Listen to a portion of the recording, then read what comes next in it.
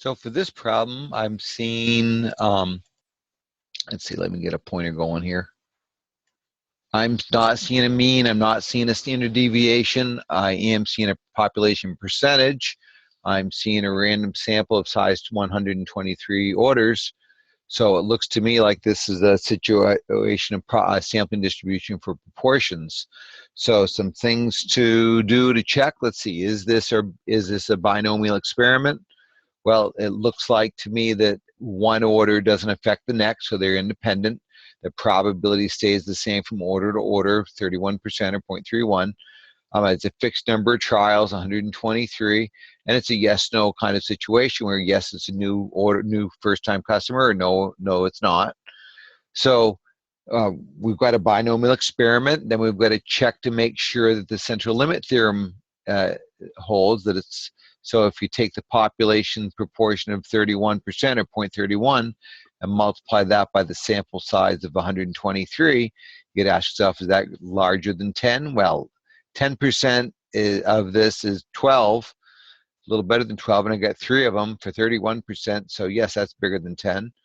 Then 1 minus 31%, or 100 minus 31% is 0.59, or 59, or make that a decimal point.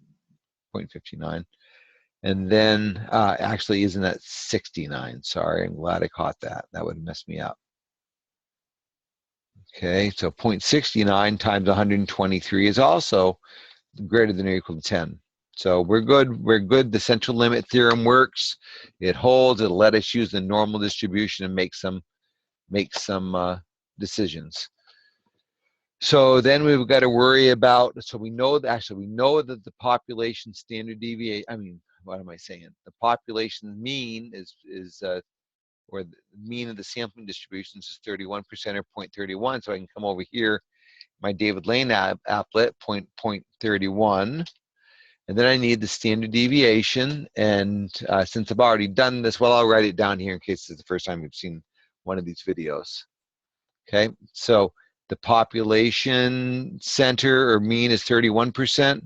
1 minus the population center is 0.69. And I'm going to divide that by the size of the sample, which is 123 orders. And then I take the square root.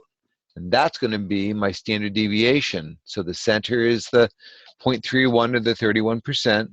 And now we've got to do the standard deviation.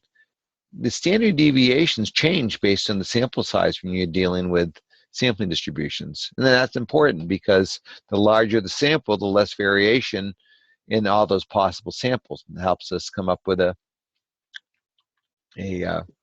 better estimate later on. So 0.31 times 0.69 divided by 123, and then I'm going to take the square root. One way to take the square root is raise it to the 0.5 power, right? From algebra or pre-calc. So that's the standard deviation. So I'm going to change that to 0.0417 is probably close enough looking at those decimal places. And then I'm looking to see what's the probability is greater than 0.21. So for the David Lane applet, I want to change it to above and type in a 0.21. And as we see, it's most of the distribution. You can even see that from the nice empirical rule numbers that are popping up on the sketch. So they're telling us 0.999, 0.991. Is that what they're telling us there? Yes.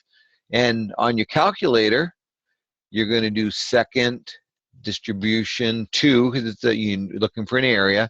And our low number is the 0.21. And our high number is some big number, something way away. So I'm going to put in 1,000. The mean is 0.31. And then I'm going to do the standard deviation. What was it? It was 0.0417. Let's see how this does. And 99.18 even rounds to be the same. So that would be the result for this problem. Hope that helps you.